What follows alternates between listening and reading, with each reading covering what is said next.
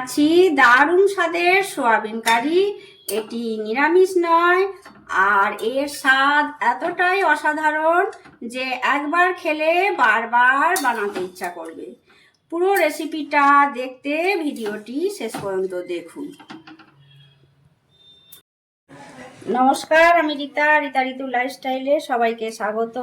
আজকে আমি করছি সোয়াবিন কারি। তার জন্য এই যে সোয়াবিনটা আমি ভিজিয়ে রেখেছি কুসুম কুসুম গরম জলে সামান্য লবণ দিয়ে। বড় দানার সোয়াবিন আমি নিয়েছি। এটা এবার আমি ভিজিয়ে রেখেছি, 15 মিনিট ভিজিয়ে রেখেছিলাম। এবার এটা ভালো করে হাত দিয়ে চটকে ধুয়ে জলটা ঝারিয়ে নেব। আর কি কি লাগছে তার আগে বলে দিই। সোয়াবিন কারি করার জন্য লাগছে টমেটো, আমি দুটো বড় সাইজের টমেটো নিয়েছি, দুটো পেঁয়াজ নিয়েছি কুচিয়ে নিয়েছি, রসুন কুচি নিয়েছি, আর নিয়েছি আলু। এবার এটা ধনে পাতা নিয়েছি, ধনে পাতাটা পরে গার্নিশের জন্য আমি শেষে দিয়ে দেবো। ধনে পাতাও লাগবে, সেটাও বলে দিই। তাহলে এইগুলো লাগছে। এবার আমি তৈরি করব যে পদ্ধতিতে, সেটা আপনারা দেখুন। এবার আমি একটা জায়গাতে জল থেকে ছেঁকে তুলে নিচ্ছি।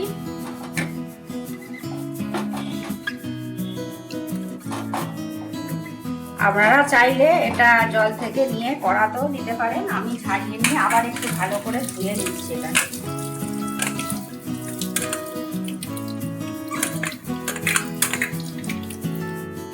ধুয়ে নিয়েছি। এবার একটু জলটা চেপে নিয়ে ফেলে দিয়ে রেখে দিচ্ছি। জলগুলো চেপে নিচ্ছি।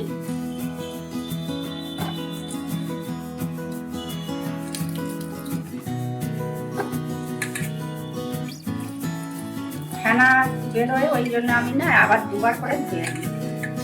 এবার এই জল চেপে চেপে রেখে দিচ্ছি। এইভাবে আপনারা একবার করে দেখবেন, খুব ভালো লাগবে। গ্যাসটা জ্বালিয়ে নিয়ে আমি কড়াই বসিয়ে দিয়ে খানিকটা তেল দিয়ে দিয়েছি, সরষের তেল দিয়েছি। তেলটা ফুটে যাতে গায়ে না লাগে সেজন্য আমি হলুদ দিয়ে দিচ্ছি। হলুদ দিয়ে দিলে আর তেলটা গায়ে ফুটে পড়বে না। তেলটা গরম হয়ে যাক।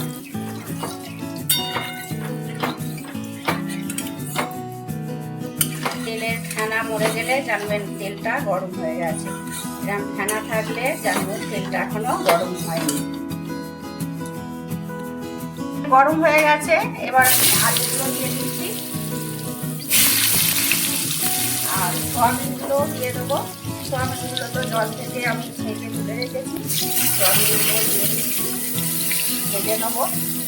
এরকমভাবে আলু আর সোয়াবিনটা যদি ভেজে করেন তো টেস্ট বেশি হয়। এটা এবার একটু ভেজে নেবো ভালো করে।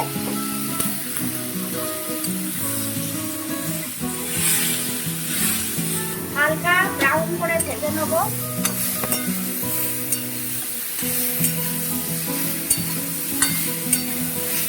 এবার আমি এটা ঢেলে নেবো, আর বেশি ভাজবো না। এবার এটা ঢেলে নিচ্ছি।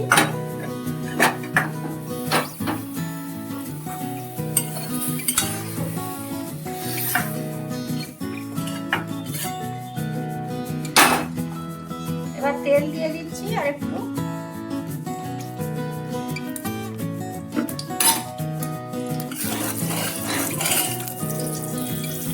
দুটো তেজপাতা দিয়ে দেবো তেলের মধ্যে।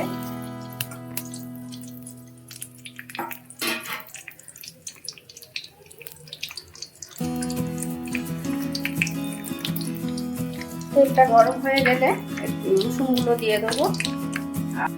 একটু হলুদ দিয়ে দিলাম যাতে করে গায়ে না ছেটকায়। আর এবার আমি প্রথমে রসুন কুচিটা দিয়ে দিচ্ছি। রসুন কুচিটা দিয়ে নেড়ে নিচ্ছি।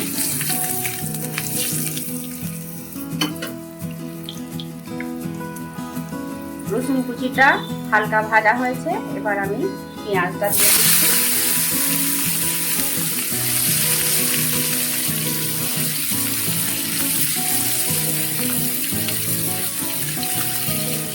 পেঁয়াজটা এবার নেড়ে চেড়ে ভেজে নেবো।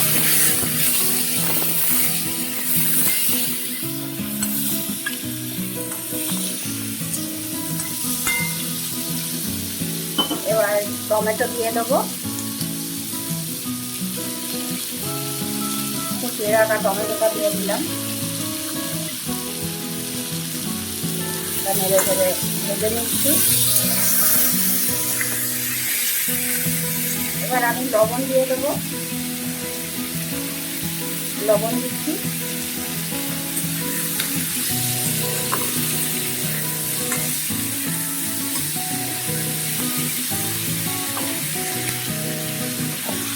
এটা চাপা দিয়ে দিয়ে ভেজে নেবো কম আঁচে। আমি ফ্লেমটা লো করে দিচ্ছি, লো ফ্লেমে আমি চাপা দিয়ে দিয়ে এটা ভাজবো।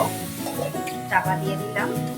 কি মশলা নিয়েছি বলে দিই, আদা বাটা, লঙ্কা গুঁড়ো, হলুদ গুঁড়ো, ধনে গুঁড়ো আর জিরে গুঁড়ো আর একটু চিনি নিয়েছি। চাপা দেওয়া ছিল, এবার চাপা দিয়ে দিয়ে আমি এটা পেঁয়াজটা টমেটোটা ভেজে নিচ্ছি। দেখুন জল ছেড়ে দিয়েছে, তেল বেরিয়ে গেছে। এবার আমি মশলাগুলো দিয়ে দেবো। প্রথমে চিনি সব মশলাগুলো দিয়ে দিলাম,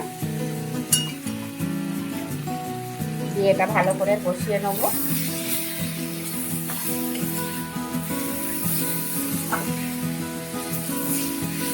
কম আঁচে এটা কষাবেন, নালে পুড়ে যাবে। মশলাটাও আমি চাপা দিয়ে দিয়ে কম আঁচে কষিয়ে নেব। দিয়ে দিয়ে লঙ্কাটা আমি কষিয়ে নিয়েছি। এবার আমি আলুগুলো তো মানে 50% হয়ে গেছে, আর একটু তেলের সঙ্গে দিয়ে মশলার সঙ্গে এবার দিয়ে একটু নেড়ে চাপা দিয়ে দিয়ে সেদ্ধ করে নেবো। ওর সাথে কষাতে হয়ে যাবে, তবে স্বাদটা ভালো হবে। আর সয়াবিনগুলো আছে এটা একটু পরে দেবো। আলুটা দিয়ে আবার কষিয়ে নিয়ে আমি ভেজে নিচ্ছি। চাপা দিয়ে দেবো।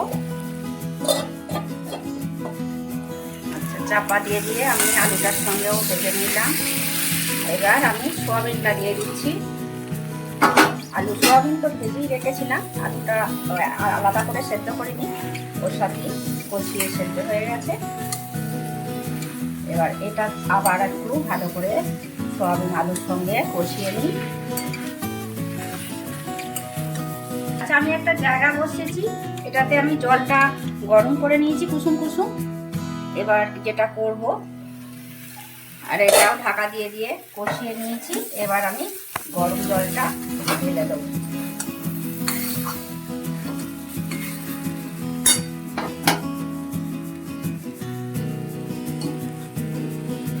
এবার আমি গরম জলটা দিয়ে দিচ্ছি,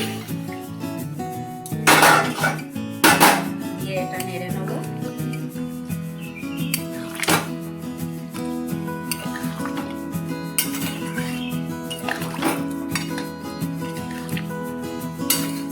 এটা মাছ মাংসের স্বাদের থেকেও কোনো অংশে কম নয়। এই একটা পদ দিয়ে আপনাদের ভাত একবারে নিমেষেই শেষ হয়ে যাবে। আর এই যে এটাতে মশলা রেখেছিলাম, ওটাও একটু ধুয়ে দিয়ে দিচ্ছি। জলটা তো গরমই আছে, অসুবিধা নেই। এবার একটু ঢেকে দেবো। দেখুন কত সুন্দর হয়েছে সয়াবিন কারি। এবার আমি একটু গরম মশলা দিয়ে দেবো। গরম মশলা দিয়ে দিলাম, দিয়ে একটু নেড়ে নিচ্ছি। এবার একটা জায়গায় আমি ঢেলে নেব। এবার ঢেলে নিচ্ছি, দেখুন কত সুন্দর হয়েছে।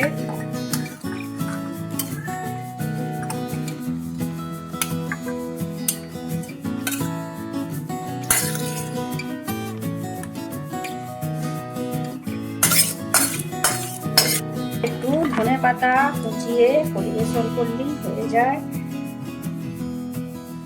দেখুন আপনি কত সুন্দর হয়েছে। যদি খেলে বুঝতে পারবেন যেটা সয়াবিন খাচ্ছি, নালে বুঝতেই পারবেন না যেটা কি জিনিস তরকারি হয়েছে। ভাববেন মাংসের মতোই স্বাদ হয়েছে। আমি একটু খেয়ে দেখেছি। আজকের ভিডিওটা তাহলে এখানেই শেষ করছি। আপনারা ভালো থাকবেন, সুস্থ থাকবেন। দেখা হচ্ছে পরবর্তী ভিডিও।